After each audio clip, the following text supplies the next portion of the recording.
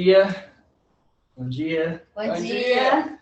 Estou aqui com meus vizinhos, né? Senhor Alberto e a Fernanda, para a conversa dessa semana. Estamos aproveitando que a gente mora perto para conversar e para finalizar o texto de 1 Timóteo, né? Que finalizamos essa semana. Então, eu vou pedir que vocês se apresentem rapidinho para o pessoal, que talvez tenha alguém que não te conheça. Eu sou José Alberto Moinhos, tenho 45 anos de convertido. Eu sou uma querida dele, que ele trouxe o Evangelho, então, graças a Deus, eu conheço Jesus. E eu estou na Comunidade Horizonte desde sempre, desde Comunidade Horizonte. Isso mesmo. Então, hoje nós vamos conversar sobre o finalzinho do 6º capítulo de 1 Timóteo. E, se puder, eu sempre estou pedindo que vocês participem da conversa, mesmo que não seja aqui no canal, com seus comentários, que vocês participem em casa e levantem as mesmas perguntas que a gente faz aqui toda semana com seus irmãos e então, para a gente manter nossa comunhão juntos, né?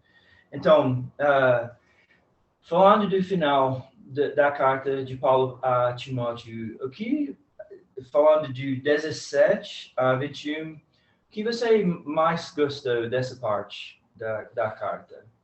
O que você achou interessante? Bem, eu gostei porque a carta é atual. É o que nós vivemos hoje. O ser humano não mudou em nada. Ele está precisando de escutar as mesmas coisas. Por isso que eu acho que a Bíblia basta. O ser humano continua o mesmo que comeu a maçã no paraíso. Continua escutando a serpente de um modo mais elaborado, porém. Então, tem que sentir novamente a palavra, isso tem que ser pregado continuamente, mostrado continuamente. Muitas igrejas evangélicas estão partindo para aquela teoria da prosperidade, estão afastando do núcleo da palavra de Deus, da salvação que vem em Cristo Jesus. Falando nisso da prosperidade, eu gostei muito da parte bem no início do texto de hoje, onde está escrito: sua confiança deve estar em Deus e não nas riquezas. Eu estava conversando com um amigo meu e ele estava querendo achar outro emprego e estava querendo subir na profissão dele e conversamos disso para meses e mais de um ano a gente conversando disso e foi um momento bem importante de lembrar que nós não temos uma garantia da prosperidade neste mundo e que Deus, tudo que Ele faz é para o nosso bem e o que Ele faz é para a gente confiar nele, né? Que temos momentos de mais facilidade, temos momentos de mais dificuldade, mas em tudo isso, Deus está nos orientando a confiar nele. O que você achou? Assim, o que você gostou, Fernanda? Então, eu achei interessante, nesse primeiro pedaço também, no 17, e porque ele mostra o tanto que o nosso coração é uma fábrica de ídolos e a questão do dinheiro, de bens materiais, é uma coisa muito grande hoje em dia, né? E naquela época também, como meu pai falou. Então, como é fácil a gente trocar Deus pelas coisas materiais, pelo dinheiro, pelo poder, e ele fala para a gente... em seguida, no 18, para a gente acumular riquezas no céu, né? Que a traça não vai não vai comer, não vai ser roubado. Posso só fazer Pode. acrescentar alguma coisa que você falou? Que vocês falando sobre os ídolos Isso. de nosso coração, a próxima pergunta é sempre o que você achou difícil do texto? E eu acho que é uma disciplina de Deus de ler sobre as riquezas, porque, tendo ou não, nossos corações criam um ídolo da riqueza. Não importa se você é rico ou não, a gente cria um ídolo disso. E é algo que sempre precisa ser tratado no nosso coração, que sempre o nosso coração está se inclinando, às vezes, a confiar, igual você falou, no poder, nas pessoas, nos bens materiais. Status, né? Então, mas exatamente o que mais me tocou foi o que eu mais achei difícil ao mesmo tempo, sabe?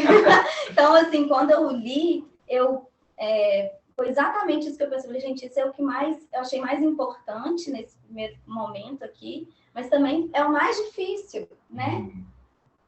Com certeza. É muito difícil. O ser humano, ele busca o que é mais fácil para ele, o que é mais confortável para ele.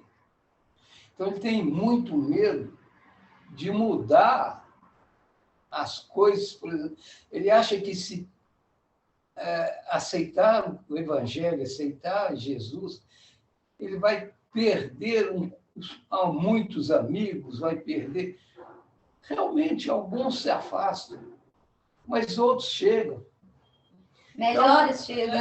Então, a confrontação de Jesus na vida do homem é muito grande.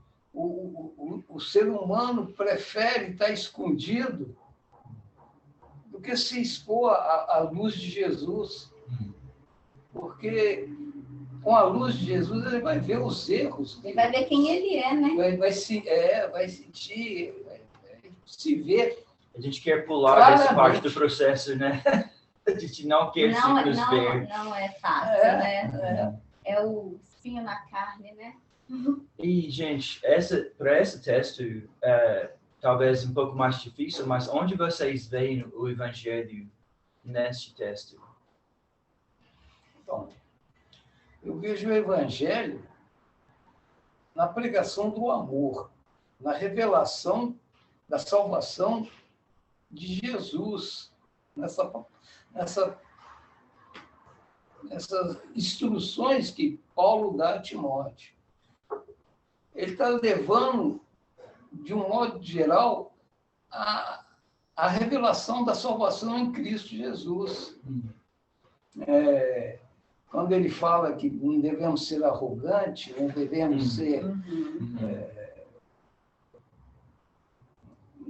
querer domínio, querer ser superior ao próximo, e você está levando o fundamento do Evangelho de Jesus, que é o amor ao próximo.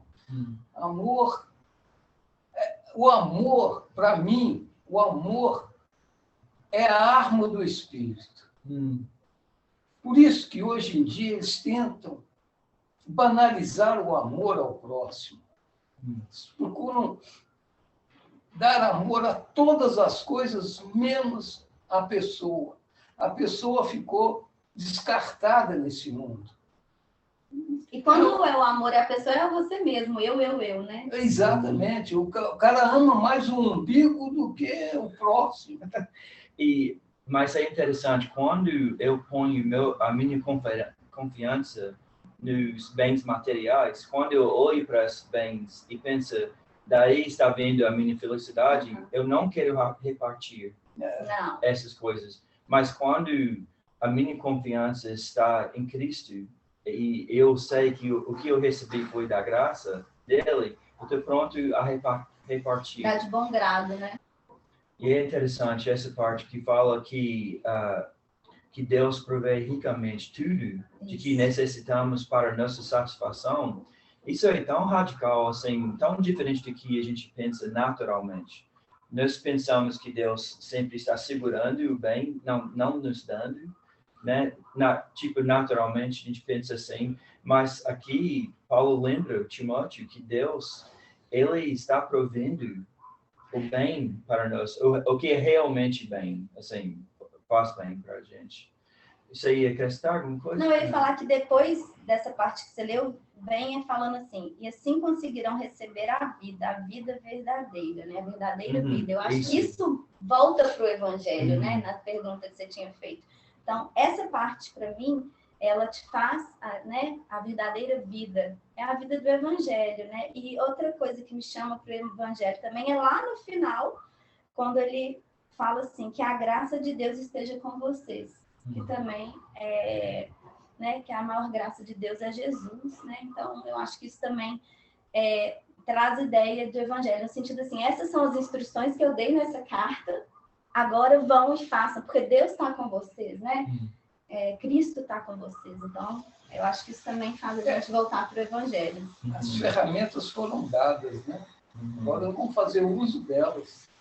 Eu achei até interessante que Rafael falou que muitas vezes a gente, na oração, a gente peça a Deus graça.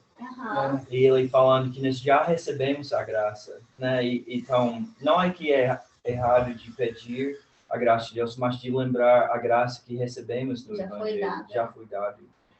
E só para finalizar a conversa, assim, o que vocês acham que é a mensagem para nós, nossa igreja? Como que seria a prática disso para nossa igreja? Eu acho que é a exortação a levar o evangelho a outras pessoas. Você vive aquilo, você é aquilo que você vive.